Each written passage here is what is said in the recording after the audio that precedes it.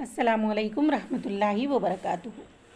आज की इस वीडियो में हम सिफ़त और मौसूफ़ के बारे में मालूमात हासिल करेंगे। इससे पहले हमने इस्म के बारे में जाना था।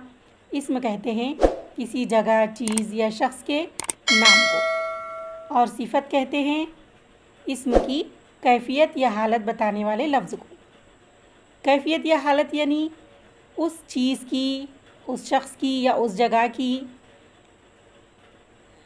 कैसी कैफ़ियत है, उसकी हालत क्या है, उसके अंदर की खूबी क्या है, उसके अंदर ख़ामी क्या है, उसकी अच्छाई और बुराई, ये जो चीज़ें बताते हैं उसको हम सिफ़त कहते हैं।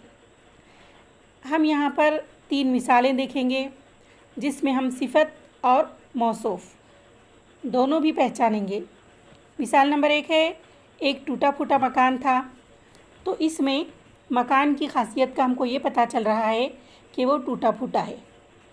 तो टूटा फूटा ये लफ्ज़ सिफ़त है, और मकान ये सिफ़त के साथ आया है, सिफ़त के साथ में आने वाला लफ्ज़ है, तो इसको हम मौसूफ़ कहेंगे। दूसरी मिसाल में वहाँ एक औरत पुरानी रज़ाई ओढ़े लेटी थी, तो यहाँ पर रज़ाई की ख़ासियत ये है कि वो पुरानी है,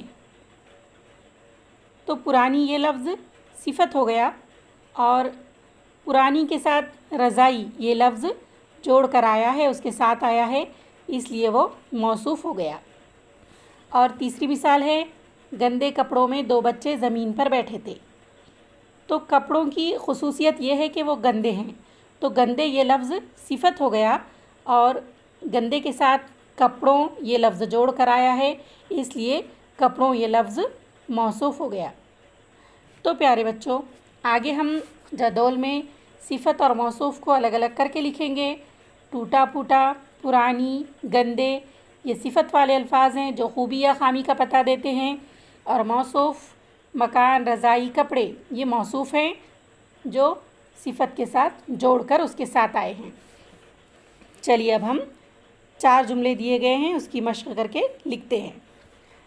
पहला जुमला है, उन्हें एक अच्छी जगह पसंद आई। अच्छी ये सिफ़त है, और जगह उसके साथ सिफ़त के साथ लग कर आई है, इसलिए जगह ये मौसूफ़ है। दूसरा जुमला है, वहाँ बर्फ़ीली हवाएं चल रही थीं, तो बर्फ़ीली ये सिफ़त है, और हवाएं ये मौसूफ़ है। तीसरा है, छोटा कछुआ पानी लेने गया, तो छोटा ये सिफ़त है, और कछुआ मौसूफ़। चौथा जुमला है, वो अपना मुँह मोटे खौल में छुपा लेते, तो मोटे ये सिफ़त है, और खौल ये मौसूफ़ है। तो अज़ीज़ तलबा, आप भी अपनी रोज़मर्रा की ज़िंदगी में सिफ़त और मौसूफ़ के अल्फाज का इस्तेमाल करते हैं, आप उन पर गौर कीजिए और अपने साथियों के साथ बात करके सिफ़त और मौसूफ़ को लिखिए। उम्मीद करती हूँ ये आज की वीडियो आपको समझ में आ गई होगी। मिलते हैं अगली वीडियो में। अल्लाह हाफ़िज़।